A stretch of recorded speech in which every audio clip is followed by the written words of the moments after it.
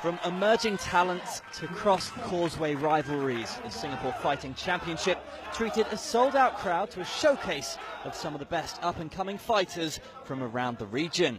SFC, we got amateur boxing, pro boxing. We got a K1 competition tonight with a former UFC fighter fighting a former One Championship fighter in K1 rules.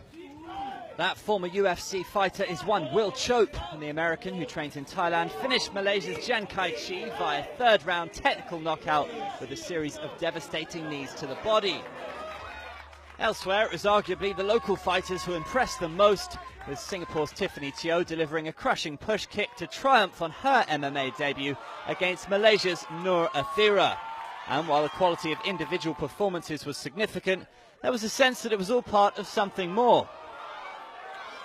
We're right in the heart of the action here in Singapore. A fantastic mix of both professional and amateur fighters, and there seems to be a real desire from the crowd and the competitors for events like these. And what we start to understand is the important role that they play in the development of fight sport in Southeast Asia, and particularly here in Singapore.